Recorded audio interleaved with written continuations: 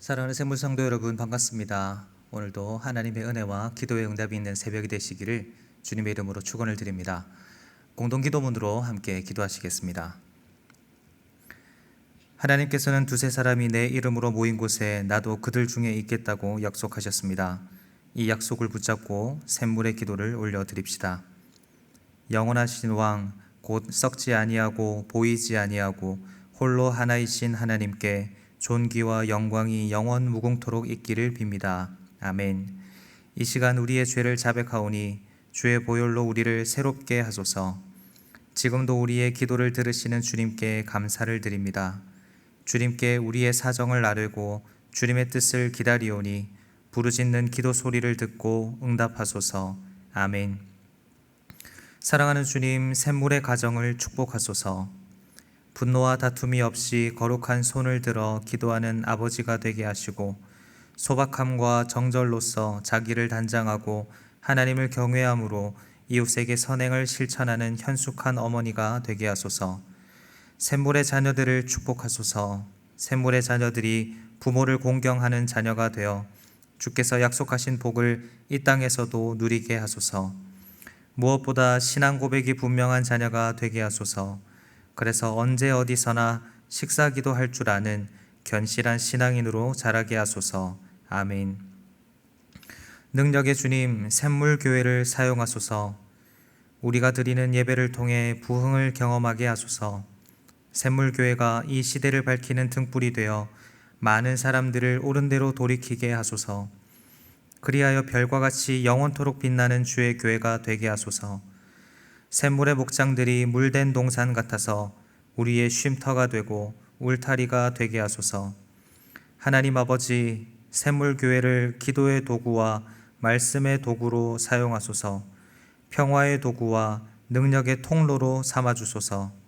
그리하여 이곳에 발을 내디는 자마다 영원히 목마르지 않는 샘물 되시는 예수님을 만나는 복을 누리게 하소서.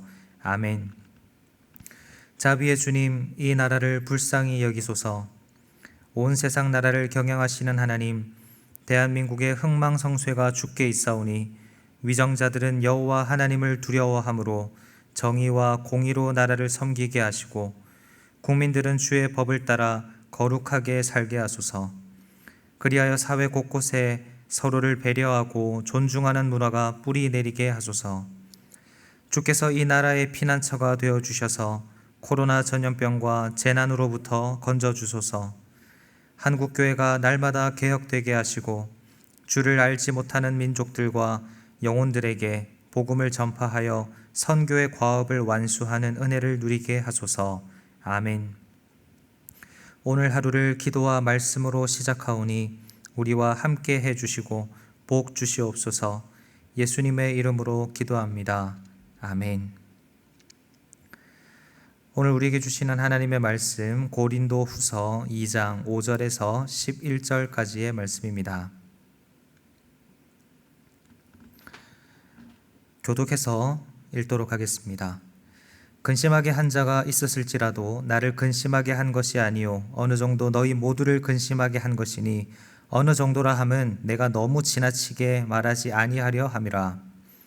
이러한 사람은 많은 사람에게서 벌 받는 것이 마땅하도다. 그런즉 너희는 차라리 그를 용서하고 위로할 것이니 그가 너무 많은 근심에 잠길까 두려워하노라. 그러므로 너희를 권하노니 사랑을 그들에게 나타내라. 너희가 범사에 순종하든지 그 증거를 알고자 하여 내가 이것을 너희에게 썼노라. 너희가 무슨 일에든지 누구를 용서하면 나도 그리하고 내가 만일 용서한 일이 있으면 용서한 그것은 너희를 위하여 그리스도 앞에서 한 것이니. 함께 읽겠습니다. 이는 우리로 사탄에게 속지 않게 하려 함이라. 우리는 그 계책을 알지 못하는 바가 아니로라. 아멘. 오늘 우리에게 주신 하나님의 말씀은 용서입니다. 우리는 용서라는 말을 참 많이 들어왔고 또 사용하고 있습니다. 그러나 그만큼 용서에 대해서 잘 아는 것에 비해서 우리는 생각보다 용서하지 못하면서 살고 있는 것 같습니다. 어제 하루만 해도 가정 안에서 배우자나 자녀들의 행동을 용서하지 못하셨을 수도 있고 또 직장에서 나를 너무나 힘들게 하는 그 직장 상사를 용서하지 못했을 수도 있고, 또 오랫동안 나에게 모진 말로 상처를 준 나의 이웃을 용서하지 못했을 수도 있습니다. 그만큼 용서라는 것은 참 쉽지 않습니다. 그러나 사실 우리가 모두가 잘 알다시피 우리는 용서하며 살아야 됩니다. 이것은 변하지 않는 하나님의 진리의 말씀입니다. 오늘 본문에서도 사도 바울은 고린도 교회 성도들을 향해서 용서에 대한 권면을 하는데요.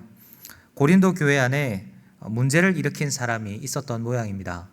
5절에 보면 근심하게 한 자라는 표현이 나오는데요. 교회 안에서 무슨 문제를 일으켜서 성도들의 마음을 근심케 한 모양입니다. 많은 학자들이 이 문제가 바울의 그 사도적 권위를 무시하고 바울을 모욕한 문제라고 해석을 하는데요. 그 문제가 어찌 되었든 5절을 보면 바울뿐만 아니라 고린도 교회의 모든 성도들을 근심하게 한 것은 분명합니다. 그런데 이 사람에 대해서 바울은 이제 용서하라라고 권면합니다. 왜냐하면 6절과 7절을 보면 이제는 이 사람이 교회의 적절한 권징을 받고 회개를 하였기 때문입니다. 6절과 7절을 바탕으로 추측해 보면 이 사람의 죄로 인해서 고린도 교회는 그 교회의 거룩성을 지키기 위해서 많은 사람 앞에서 권징을 시행했고, 또 이 사람도 그 죄를 시인하고 회개하였습니다. 그러나 더 이상 이 사람이 이 문제로 인해서 근심하지 않도록 온 교회가 이 사람을 용서하고 그 마음을 위로하라고 권면하는 것입니다. 여러분, 그런데 한번 생각해 보십시오. 교회를 근심시킬 정도의 죄면 가벼운 죄일까요?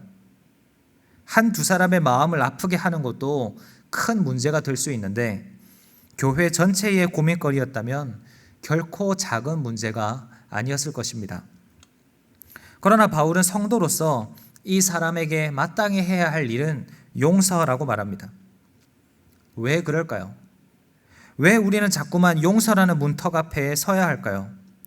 그냥 적당히 거리를 두고 지내면 안 되는 것입니까? 오늘 본문의 결론은 그래도 용서해야 한다라는 것입니다. 왜 우리는 그럼에도 불구하고 용서를 해야 하는가? 본문을 통해서 간단하게 3가지 이유를 살펴보고자 합니다. 첫째로 우리가 용서해야 하는 이유는 그것이 하나님의 뜻이기 때문입니다. 본문 10절을 보면 너희가 무슨 일에든지 누구를 용서하면 나도 그리하고 내가 만일 용서한 일이 있으면 용서한 그것은 너희를 위하여 그리스도 앞에서 한 것이니 라고 기록합니다. 짧은 한 구절 안에 용서라는 단어가 3번이나 들어가 있습니다. 헬라어로 용서라는 단어는 몇 가지 단어를 사용할 수 있는데요. 바울은 여기서 카리조마이라는 단어를 씁니다. 이것은 은혜라는 의미의 카리스에서 온 말인데요. 이 단어는 그 용서 가운데서도 하나님께서 용서받을 수 없는 죄인들을 용서하셨을 때 쓰는 단어입니다. 그런데 이 단어를 사도 바울이 사용했다라는 것은 무슨 의미겠습니까?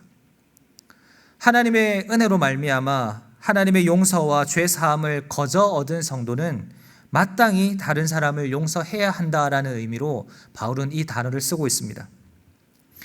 용서가 하나님의 뜻이라는 겁니다. 더구나 바울은 자신이 그리스도 앞에서 용서했다라고 말합니다. 바울 자신은 많은 사람들을 용서하는 삶을 살았는데 바로 예수 그리스도께서 그 삶의 증인이 되어주신다라는 사실입니다. 예수님은 공생의 사역 가운데 형제를 용서하는 것이 하나님의 뜻이라고 수차례 말씀하셨습니다. 그러니까 하나님의 뜻대로 용서하며 사셨던 예수님처럼 자신 또한 하나님의 뜻대로 용서하며 사는 사람으로 살아가고 있고, 이 일에 예수님이 증인이 되어주신다라는 말입니다. 그렇습니다. 하나님은 우리에게 용서하며 살라고 말씀하셨습니다. 마태복음 6장 12절에서 예수님은 주기도문을 가르쳐 주실 때 용서를 말씀하셨습니다. 우리가 우리에게 죄 지은 자를 사하여 준 것 같이 우리 죄를 사하여 달라고 하나님께 기도합니다. 그런데 그 직후 14절과 15절은 더 직접적으로 말씀하십니다. 너희가 사람의 잘못을 용서하면 너희 하늘 아버지께서도 너희 잘못을 용서하시려니와 너희가 사람의 잘못을 용서하지 아니하면 너희 아버지께서도 너희 잘못을 용서하지 아니하시리라. 이처럼 용서는 하나님의 은혜로 용서받은 우리 성도라면 마땅히 행해야 할 하나님의 뜻입니다. 또한 둘째로 우리가 용서해야 하는 이유는 그 사람을 위해서 용서해야 합니다. 우리가 차마 용서하지 못할 것만 같은 바로 그 사람, 죄를 지어서 우리의 마음을 근심하게 하는 바로 그 사람을 위해서 우리는 용서해야 합니다. 오늘 본문에는 정말 세심한 바울의 표현들이 곳곳에 나오는데요. 먼저 근심하게 한 자, 이 사람의 이름이 나오질 않습니다. 교회 안에서 많은 사람들의 근심거리가 되었다면 그 사람이 누군지 모두 다 알았을 것입니다. 그러나 그 사람의 이름도 나오지 않을 뿐만 아니라 5절에서는 근심하게 한 자, 6절에서는 이러한 사람, 7절에서는 그라는 표현으로 이 사람을 철저하게 감춰주고 있습니다. 배려지요. 그런데 바울의 배려는 여기서 그치지 않습니다. 바울이 용서를 해야 하는 직접적인 의미로 7절에 그가 너무 많은 근심에 잠길까 두렵기에 용서해야 한다라고 말합니다. 바울은 회개하고 돌아온 이 사람의 영혼이 결국 구원에서 멀어지는 것을 막고자 했습니다. 많은 사람의 책망을 듣고 권징을 통해서 이 사람은 회개와 반성의 과정을 거쳤습니다. 그럼에도 불구하고 용서 없이 이 사람에 대해서 반복적으로 비난하고 정죄한다면 이 사람은 좌절해서 결국 교회에서 멀어져 버릴 수밖에 없을 것입니다. 바울은 교회 안에 큰 아픔을 가져다 준 사람이라 할지라도 이 사람이 회개한다면 새롭게 신앙생활을 시작할 수 있도록 용서해야 한다라고 말합니다. 예수님도 누가복음 17장 3절에서 만일 내 형제가 죄를 범하거든 경고하고 회개하거든 용서하라라고 말씀하셨습니다. 아무리 죄가 명백하고 아무리 그 죄가 크다고 할지라도 그 죄를 처벌하고자 하는 마음이 너무 강하고 완고해서 사랑도 없이 용서도 없이 처벌만을 위한 처벌을 행한다면 그것은 처벌의 진정한 가치를 상실하게 되고 말 것입니다. 우리는 누구든 예수 그리스도 안으로 다시 돌아올 수 있는, 다시 공동체 안으로 돌아올 수 있는 가능성을 열어두어야 합니다. 사실 이 부분이 참 쉽지 않습니다. 잘못은 저 사람이 했는데 왜 내가 억울하게 용서해야 하는가? 이런 생각이 우리를 사로잡으니까 용서가 잘 안 됩니다. 그러나 기억해야 됩니다. 앞서 말씀드린 바와 같이 우리는 이미 하나님의 전적인 은혜로 용서받은 사람들입니다. 잘못은 내가 했는데 왜 예수님이 죽으셔야만 했습니까? 그 용서, 그 피 흘림이 있었기 때문에 우리가 하나님의 자녀가 될 수 있었고 교회 공동체 일원이 될 수 있지 않았습니까? 마찬가지입니다. 우리의 용서를 통해서 한 사람이 교회 공동체로 회복이 되고 다시금 하나님의 자녀로 돌아갈 수 있다면 우리는 기꺼이 용서할 수 있어야 합니다. 마지막으로 우리가 용서해야 하는 이유는 바로 나를 위해서 용서해야 합니다. 9절에서 바울은 고린도 교회 성도들이 범사에 순종하는지를 알기 위해서 용서에 대한 권면을 주고 있다라고 말합니다. 다르게 표현하면 고린도 교회 성도들이 용서하는 삶을 살면 그것은 하나님 앞에서 범사에 순종하고 있는 그 삶의 증거가 된다는 사실입니다. 또한 11절에 보면 사탄에게 속지 않기 위해서 우리가 용서해야 한다라고 말하는데요. 사탄은 자꾸만 우리의 마음 가운데 복수심을 심어주고 또 원망의 마음을 심어주고 그래서 공동체 안에 분란을 야기시킵니다. 그런데 이 계략에 넘어가지 않기 위해서 또한 나 자신을 하나님 앞에 바로 세우기 위해서 우리는 용서의 삶을 살아가야 한다는 것입니다. 사단에게 이용당하지 않고 하나님의 자녀답게 살아가고 싶으십니까?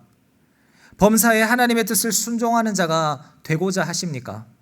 그렇다면 용서하는 삶을 살아가야 합니다. 용서하는 삶을 통해서 우리는 우리 자신을 사단으로부터 지킬 수 있고 하나님의 뜻대로 살면서 하나님과 동행하는 삶을 살 수 있습니다. 용서는 내가 패배를 인정하는 것이 아닙니다. 종종 용서가 되지 않는 경우를 보면 자존심이 허락하지 않아서 그런 경우가 많습니다. 내가 먼저 손 내밀고 내가 먼저 마음을 여는 것이 자존심 상한다는 것입니다. 그러나 그렇지 않습니다. 용서는 내가 낮은 사람이기 때문에, 내가 패배했기 때문에 하는 것이 아닙니다. 용서는 나를 살리는 것입니다. 용서는 나를 살게 합니다. 하나님의 자녀답게 합니다. 그리고 사단의 계략으로부터 나 자신을 지킬 수 있습니다. 결국 용서는 용서받는 자에게도 유익이지만 용서하는 나에게도 큰 유익을 가져다 줍니다. 사랑하는 성도님 여러분, 설교 서두에서 말씀드렸다시피 용서는 결코 쉬운 일이 아닙니다. 그러나 오히려 그렇기에 하나님은 우리에게 강하게 명령하십니다. 용서하라. 이런 차원에서 오늘 하루의 삶을 살아가실 때 용서의 삶을 사신 예수님을 기억하셨으면 좋겠습니다. 바울도 훌륭한 용서의 삶을 살았지만 예수님은 도저히 용서받을 수 없는 우리의 모든 허물과 죄를 이미 십자가에서 용서해 주셨습니다. 내가 나 자신을 알고 내가 나의 죄를 잘 안다면 그 십자가의 은혜와 용서 앞에서 다른 사람의 허물을 용서하지 못할 이유가 어디에 있겠습니까? 하나님의 뜻대로 용서의 삶을 사시기를 바랍니다. 그리고 그 사람이 하나님께로 더 가까이 나아올 수 있도록 용서하시기를 바랍니다. 그리할 때 하나님께서 나에게 풍성한 유익과 복을 허락해 주실 줄로 믿습니다. 이 사실을 믿음으로 깨닫고 하나님의 용서의 은혜를 통하여 오늘 하루도 주변의 사람들을 더욱 사랑하고 또 용서하며 사는 저와 여러분 되시기를 주님의 이름으로 축원을 드립니다. 말씀을 생각하면서 함께 기도하실 때 먼저 하나님의 용서의 은혜가 내 안에 회복될 수 있도록 기도해 주시고, 여전히 용서하지 못하는 그런 분이 계시다면 그를 긍휼히 여길 수 있는 마음을 달라고 기도했으면 좋겠습니다. 그리고 샘물 플래싱이 시작되었는데요, 모든 주일학교 각 가정마다 가정 예배 드리기를 사모하게 하시고 또 이를 통해서 신앙의 전수와 유지가 잘 이루어질 수 있도록 중보해 주셨으면 좋겠습니다. 코로나 상황이 속히 종식되어서 사회적으로나 경제적으로 어려운 이 시기를 모든 샘물 성도들이 잘 이겨낼 수 있도록 기도해 주시고 또 각자의 가진 기도의 제목들을 두고 함께 기도하시겠습니다.